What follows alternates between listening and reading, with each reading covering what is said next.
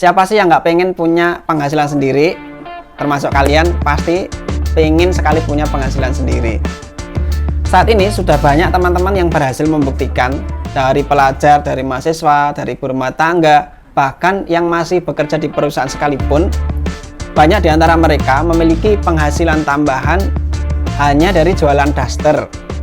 Gimana sih mas pengalamannya bisa punya penghasilan sendiri dari bisnis daster? Tonton sampai akhir, jangan di skip. Halo sahabat semua, salam kenal, saya Muhammad Sodri, seorang marketing expert. Buat kalian yang pengen tahu lebih jauh tentang bisnis saya, silahkan kunjungi website saya, pabrikdaster.com. Sebuah website yang berisi informasi beragam model daster yang sudah kami produksi.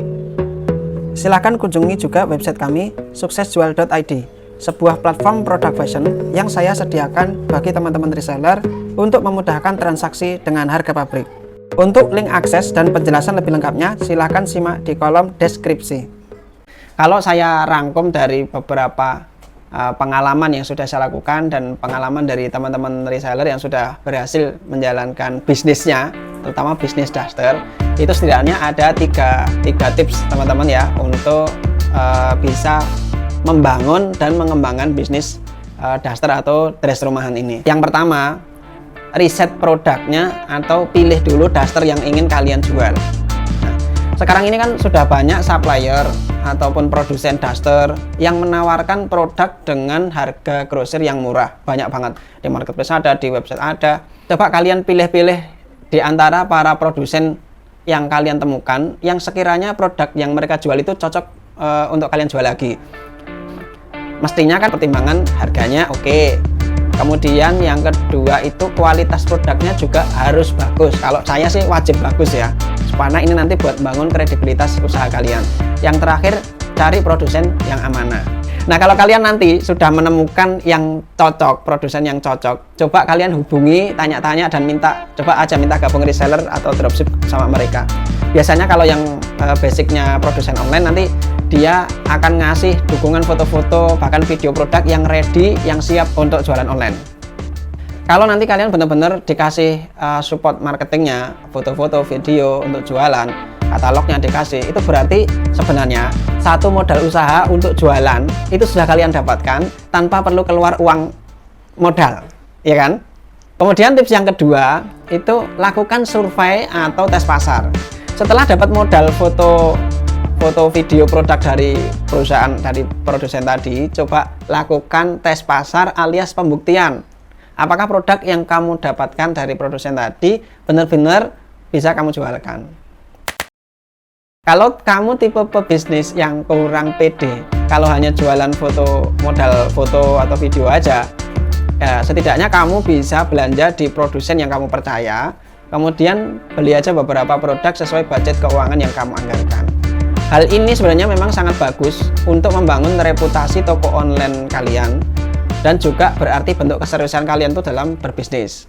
Bagusnya lagi, dengan membeli beberapa sampel, kamu sebenarnya bisa melihat kualitas barangnya langsung. Jadi kalau sebelum menawarkan ke orang akan lebih mantap lagi, kita itu sudah beli barangnya, sampelnya, ada beberapa model. Nanti kalau kita mau jual itu kita sendiri udah tahu real produknya. Oh ini memang produknya bagus, produknya recommended. Oh ini produknya kurang layak, aku nggak pede jualan misalkan. Oke, caranya tes pasar gimana sih mas? Teman-teman semuanya, kalau jualan kalian itu hanya fokus di online ya, kita bicara di fokus online-nya dulu. Langsung rutin pasang aja status di WA, di Facebook, di IG, di TikTok, dan semua media sosial yang kalian miliki.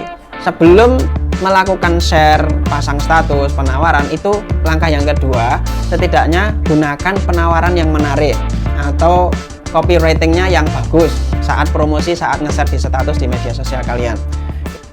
Itu tadi ya, untuk copywriting pokoknya kamu bisa cari di Google lah, banyak banget ketik aja copywriting, cara penawaran yang menarik terutama untuk produk-produk retail. Kemudian langkah yang ketiga, ketika kamu tuh jualan online, share promosinya itu kalau bisa rutin.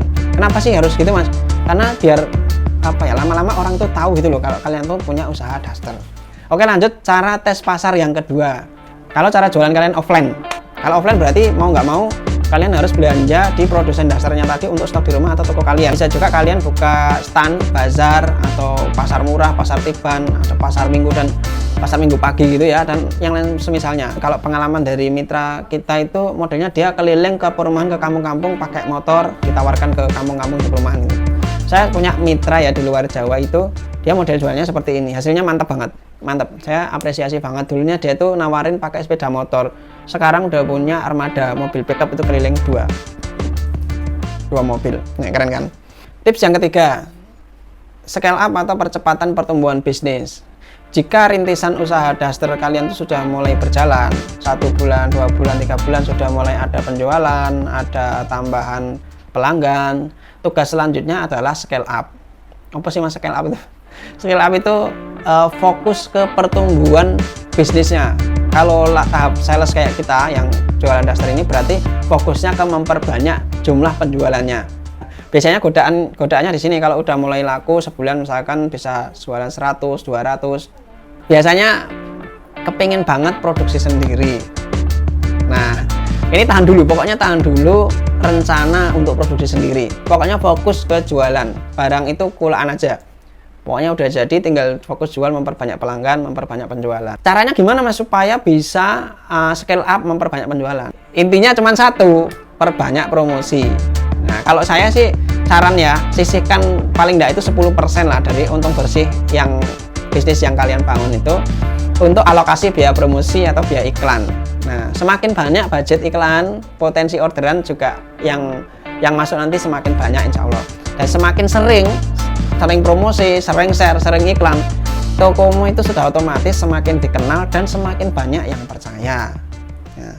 Tapi teman-teman, kalau sekiranya dirasa bisnis daster yang sedang kalian rintis ini belum menunjukkan hasil yang sesuai harapan, boro-boro scale up mas, terjualnya aja masih sedikit, bahkan yang beli baru teman-teman misalkan, atau malah belum terjual sama sekali mas, ini nggak perlu berkecil hati. Setidaknya teman-teman bisa evaluasi ya 2 langkah yang tadi yang sudah kalian selama ini jalankan. Kira-kira dari langkah riset produknya, dari tes pasarnya, itu apa yang perlu dibenahi dan ditingkatkan. Misalkan jangan-jangan promosinya memang kurang, cuman share di WA misalkan, atau enggak cuman di Facebook aja misalkan, atau belum pernah nyoba masuk ke grup jual beli misalkan, atau belum pernah keliling langsung, tergantung dari basic jualan kalian ya, online atau offline gitu loh.